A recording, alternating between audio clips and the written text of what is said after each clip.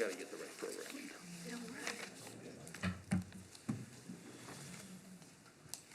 Good evening, ladies and gentlemen. It is 5:30, and I will call this regular meeting of the Burnsville City Council to order. It is our tradition to stand for a moment of silence, followed by the Pledge of Allegiance, and we invite you to join us.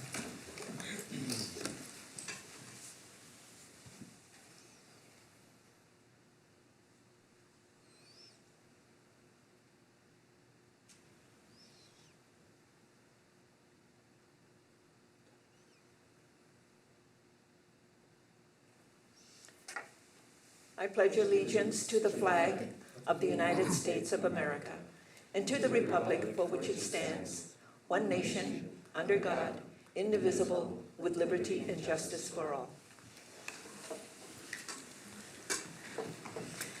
We're still in a global pandemic, so our meetings are still in person and also on Zoom. So members of the public may attend in person if they like, or the public can watch this meeting online at burnsville.gov/meetings or Comcast channels 16 or 859. The public can also participate through Zoom by joining us at zoom.us/join or by calling 651-372-8299. More information is available on our meeting webpage and in the council agenda packet. If Zoom meeting attendees experience issues, we ask that you leave the meeting and log back in. This usually resolves the issue.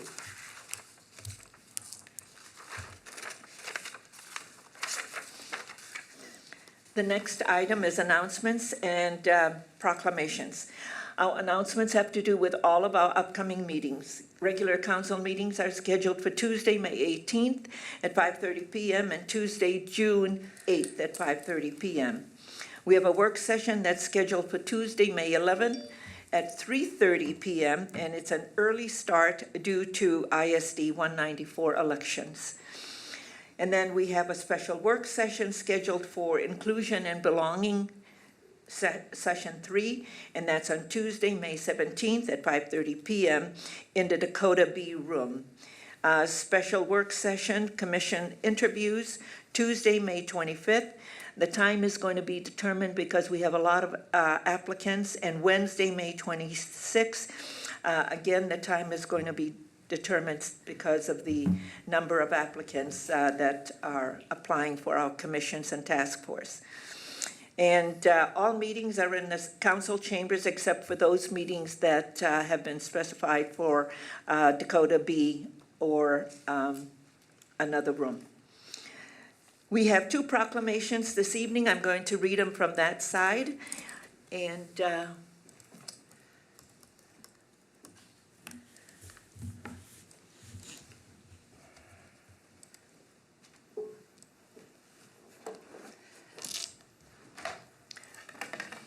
first proclamation is for National Public Works Week. Whereas public works service provided in our community are an integral part of our citizens' everyday lives, and whereas the support of an understanding and informed citizenry is vital to the efficient operation of public works systems and programs such as water, sewer, streets, and highways, public buildings, fleet maintenance, and parks. And the health, safety, and comfort of this community greatly depends on these facilities and services.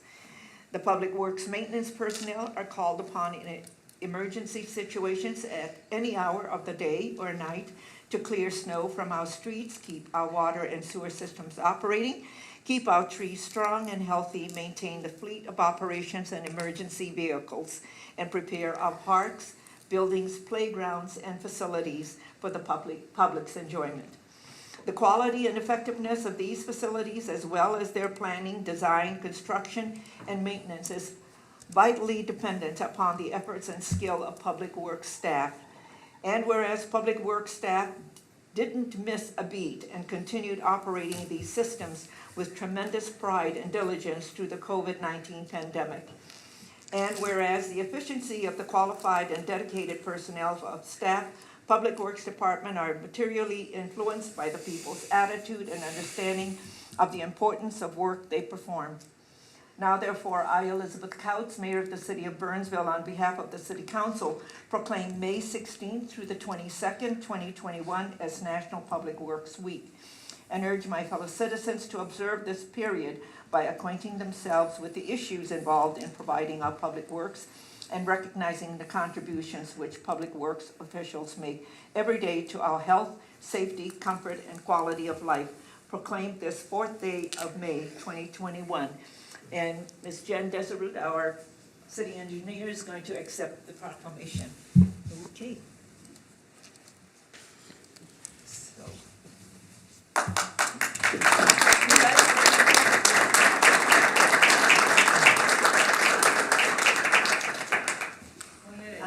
They're coming, but when we have police, then we're going to be out. I got yoga t-shirt on, so, you know. Yoga t-shirt. May the 4th. Yeah.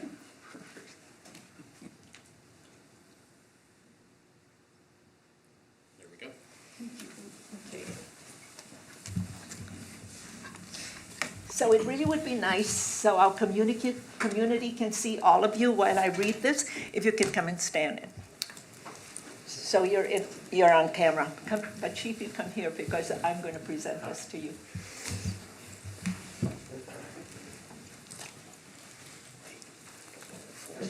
So you guys who are outside, come in too and look at them.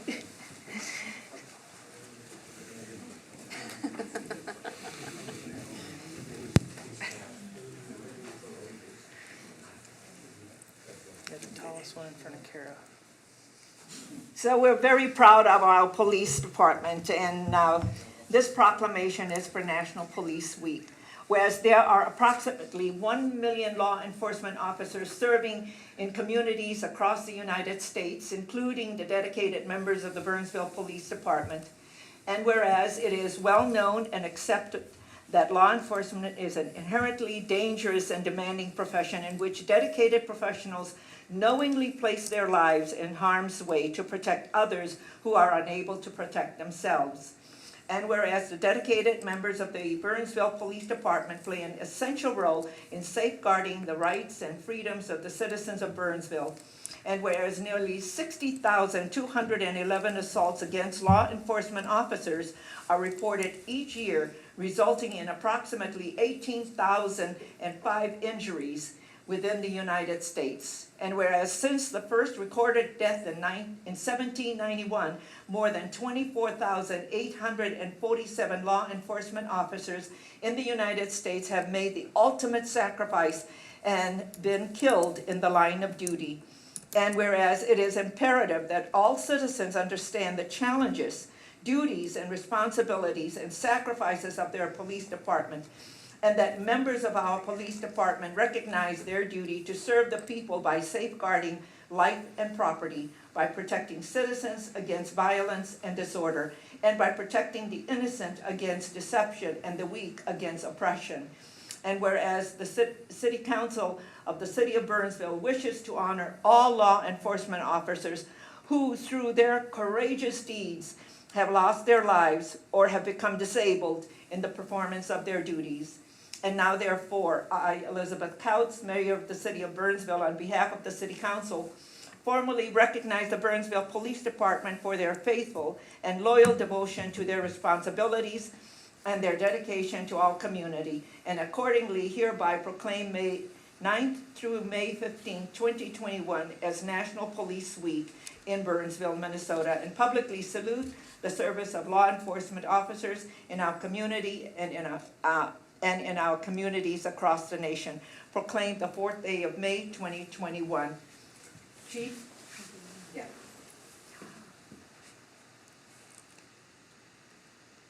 And then we're gonna be right there, so you. And you guys will have to stand, I think, in your back. Kara needs a stool. I'm fully vaccinated. All right, we'll do a couple here. Very good. Thank you, everyone.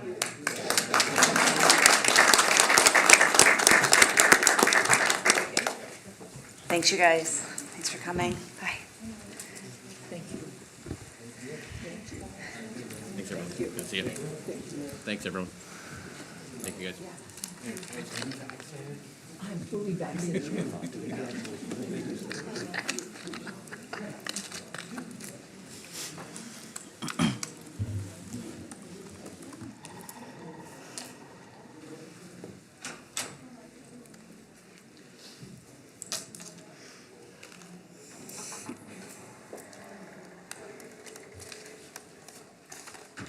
The next item on our agenda is citizens' comments. This is the opportunity for anyone in the audience to address the council on an item that is not on our printed agenda and not in application form that will be coming before us at a future date.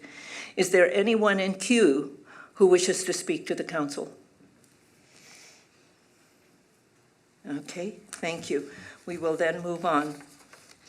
The next item is for emergency items, and this is additions to the final agenda.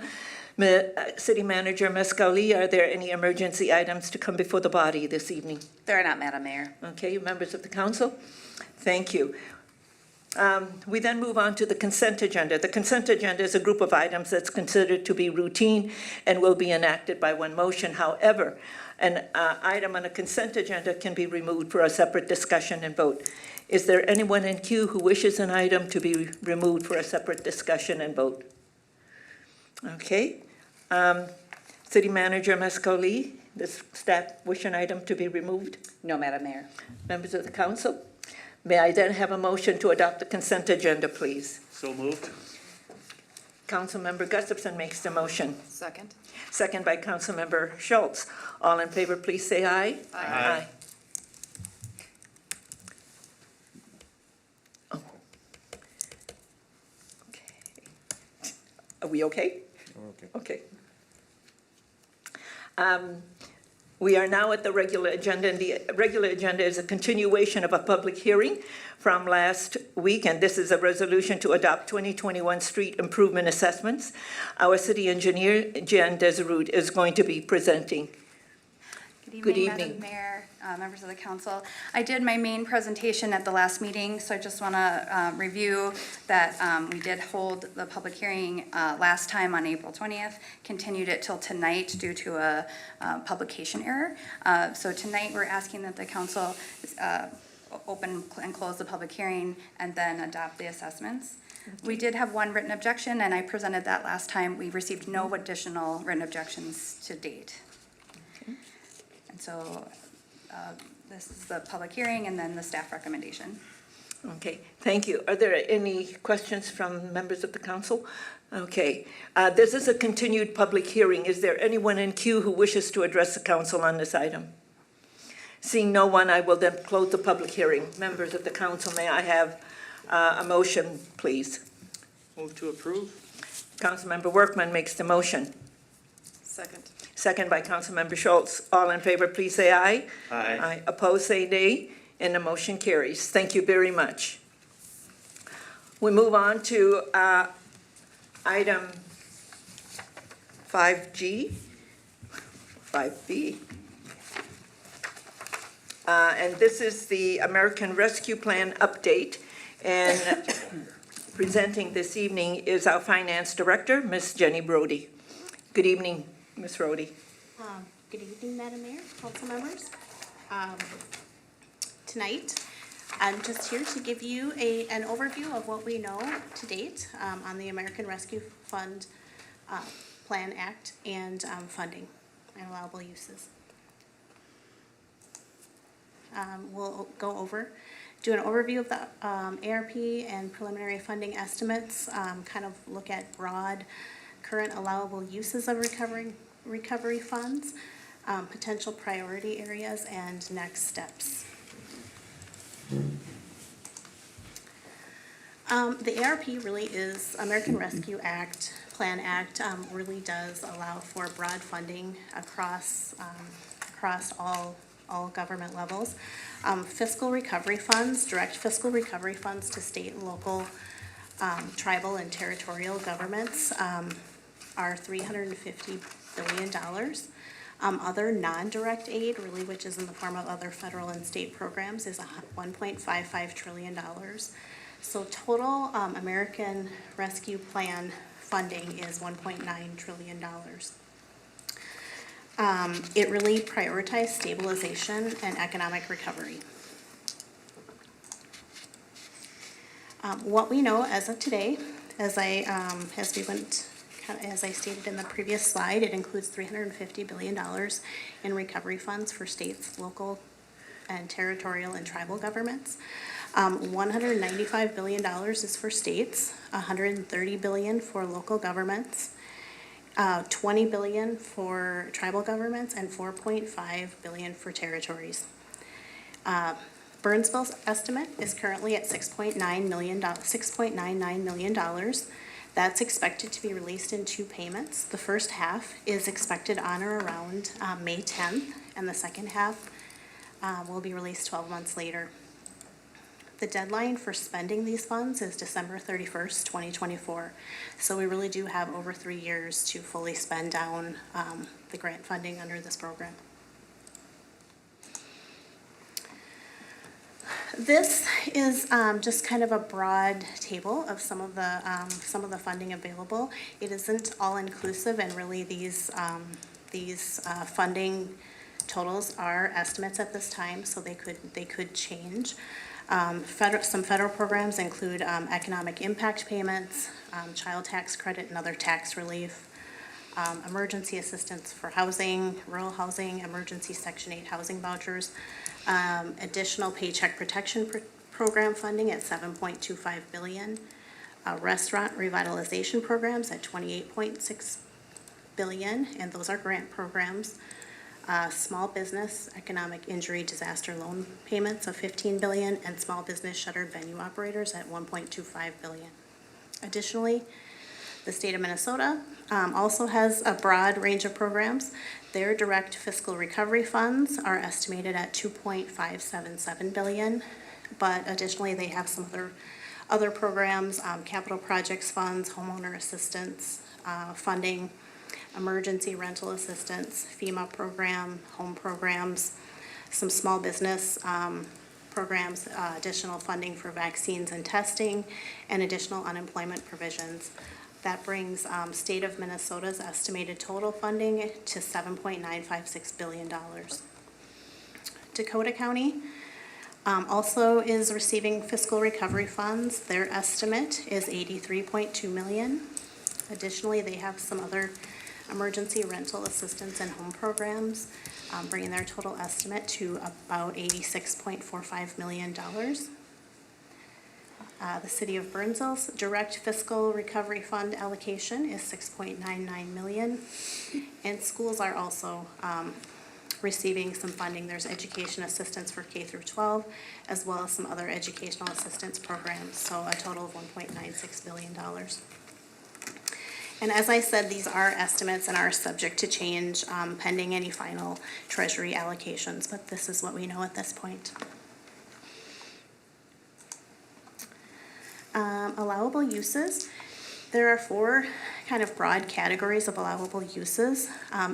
We haven't received specific Treasury guidance on the specific areas we can spend money on, but we know that broadly we can use the funds to respond to the public health emergency. So to respond to the pandemic or negative economic impacts. We can use these funds for lost revenue recovery. Treasury FAQs have said that governments can recover lost revenue, and that's collected for the provision of government services. And we should look at the most recent fiscal year prior to the pandemic when comparing these losses. Again, they haven't given us specific guidance on which exact revenues we can do that on, but we know we will be able to recover some lost revenues. Additionally, investments in water, sewer, and broadband infrastructure are allowed, as well as premium pay for any eligible workers. Some considerations, what we know today includes some considerations and advice gathered from professional organizations and other advisors over the past few weeks. We want to prioritize fiscal and budget stability. The intent of this legislation is really to shore up business and government stability, preserve jobs, get people back to work. So plan spending with this in mind. Take time to evaluate allowable uses and meet community and organizational needs. Really assess city operations and community needs to develop a plan for recovery. Use dedicated grants first when possible. Really use each revenue source strategically, keeping in mind that there are a number of federal, state, and other local programs, funding programs available, and are there, linkages between community needs and these specific programs. Connect with any state and local agencies and kind of, strategically work with them when possible. Carefully consider alternatives and partnerships. We do have some time. The time frame for spending funds is much more lengthy than it was with CARES. So we do have over 3 years to spend our funds. So we don't need to rush, or we do have some time to really strategically plan where we want to spend our funding. The final point, funds are non-recurring, so really their use should be applied primarily to non-recurring expenditures. As we look at creating programs, consider the resources available will additional programs need additional funding, staffing, resources, and really consider any ongoing financial commitment when we look at programs that we're going to implement. This table just identifies some preliminary revenue loss areas that we might want to review. We've just collected kind of the change from 2019 to 2020 and identified some areas that might have some pandemic-related losses in terms of revenues. Really across the organization, you can see the total comes to $3.6 million. We're still really waiting for specific Treasury guidance regarding these, so once we know what's eligible, we'll definitely research those areas and come up with specific areas where we might be able to recover some lost revenues.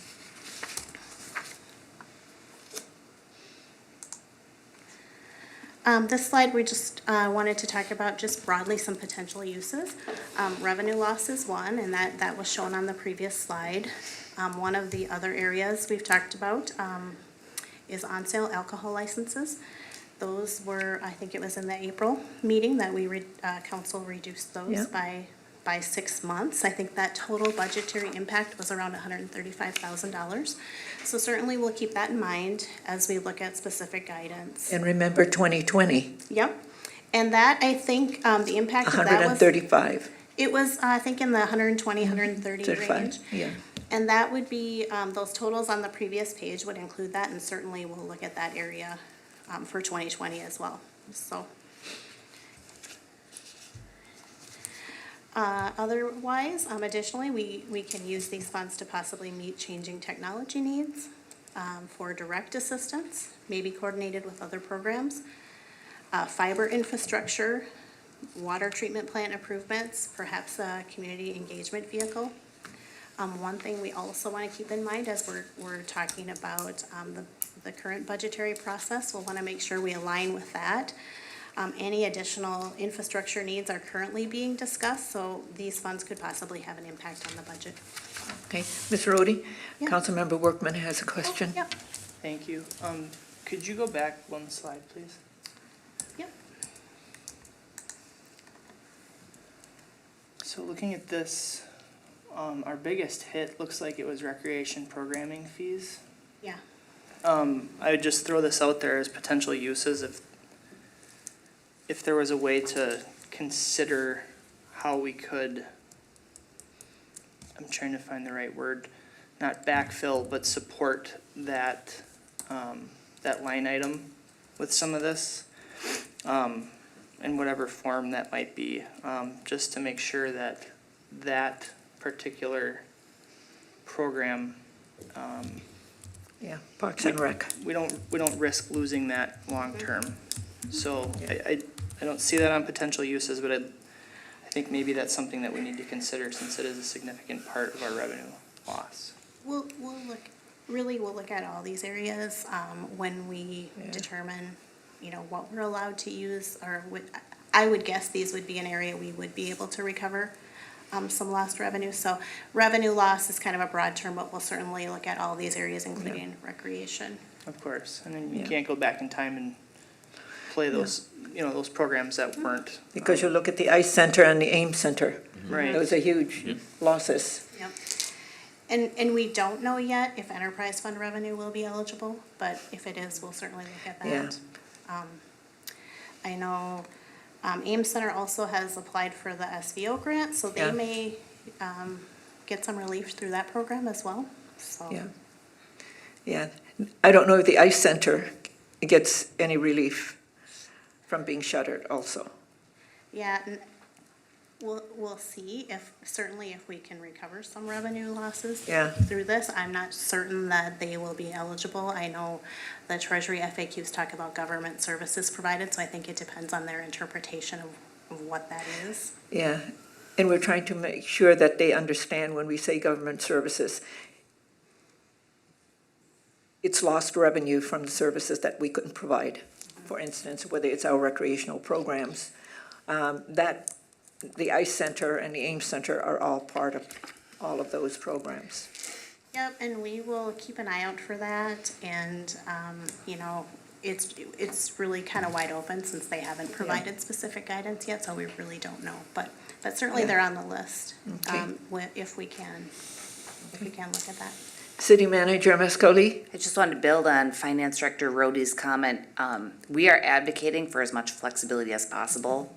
So certainly, Councilmember Workman, what you see on the slide are all those areas that we hopefully will be able to backfill. So, but more to come because we are waiting that guidance. Yeah, but what's good is that we see what the losses are. Yeah. And this is about taking care of the community.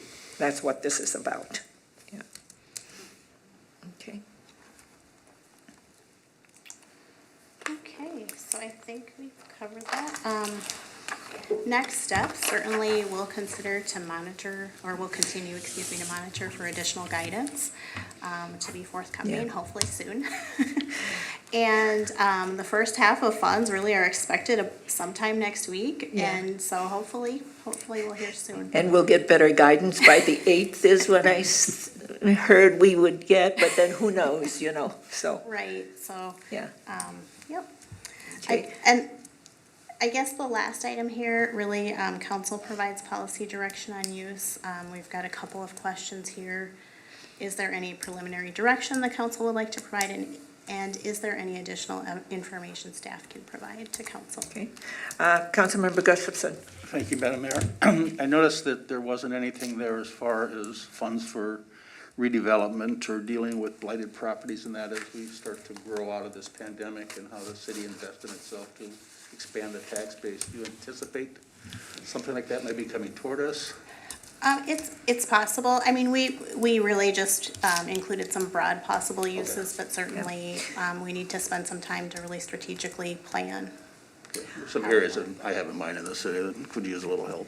Ms. Rhodey, if you go back to your slide where it has the federal, state, and Yep. if you look at that slide, you can see a lot of buckets. So it may not be coming out of our funds, but we can apply for some of the grant money that's going to be coming out of the state bucket or the federal bucket on some of those things, depending on what it is that we're going to be looking at. But And they really have encouraged, us to look at every available use so that we can maximize yeah, the relief. because there's all these buckets, so let's make sure we pay attention to all of that. Yeah, because I also looked at some of the funding with the school district and some of the after-school programs, City Manager Lee, that we're working on. Some of that is all part of that when we're looking at our programs with the garage and all of that. Because there's been a lot of lost revenue there as well. Yep, for sure. Yeah. But so we just have to just take a look at all of those buckets. Okay. You asked the question where, I think for me, the question you asked, what is it that, for me, it is important that we take care of the city. Because when I say we take care of the city, we're taking care of our residents and our businesses. all of the ones who are not part of that, because we provide the services. And at the same time, I want to make sure that the people who provide the service, our employees, are also taken care of. So that's important from my perspective, because we need to make sure that the community is taken care of. Okay. All righty, I think, yeah, Thank you. okay, Okay. Not a wealth of direction, but. yeah. Well, we don't have all the information. But very broad, It's a but we're start. all paying attention. City Manager Lee from ICMA and myself at USCM are constantly on these Zoom calls on a daily basis around all of this, so we're paying attention to it. And oh, by the way, Mr. Tom Cochran, our CEO at USCM, is now the president of the Big Seven, which ICMA is a part of. Very nice, very nice. So, yeah, I guess, can I reiterate one thing, and I've mentioned this to City Manager Lee before, and I know if Councilmember Keeley was here right now, I'd put some emphasis on our businesses, and continuing to make sure that we give them relief, but, I'd like to just, I guess, set the table that we focus on our residents this time around too. I mean, we really focus on our businesses the first time, as we should have, but if we can find creative ways to use this money to fill in areas that we might not have the last time around, whether that be our residents, homeowners, or otherwise. Okay. And I think we've made that abundantly clear, but yeah. just So to one of the reiterate things that I paid attention to is those rents. And there's money in there for people who need rental assistance. So there's money there. And that's why City Manager Lee and I have talked. So in being a resource is to have a landing page on our website. So people can go to and they know what to do. Or we can help them facilitate that. The other, if you look at the small business administration, there is a lot of money for businesses, big and small. Airlines also are being helped. So all of the small businesses and the restaurants, let me tell you, what they're getting is a lot of money. And they're going to get, so if you haven't read the restaurant funds, you can take a look at it. It's pretty healthy. as it should be. Yeah, restaurants and bars, so it's pretty healthy. So, but there's a lot of provisions, so both from the federal government, because the restaurant revitalization program is $28.6 billion. Yeah. And then there is an economic injury disaster loan payment of $15 billion, but there's a lot of grant money in a lot of this. So, okay, yeah, but it is about taking care of our people. We still don't know what the county's gonna do or the Yeah. state in that respect either. Yeah, they have $86 million, 86.4 million. We have a measly 6. We only get half of it. We're the little people. Okay, all right, yeah. I think you have direction as to where we Yep. are. Okay. More to come? Yeah, more to More come. to come, Yep. yep. More to come, Probably soon. yeah. Okay, thank you so much. Members of the council, there are no other items to come before us this evening, and a motion to adjourn is in order. Motion to adjourn. Councilmember Schultz makes the motion. Second. Second by Councilmember Workman. All in favor, please say aye. Aye. Opposed, say nay, and the motion carries. Good evening, and thank you for being with us.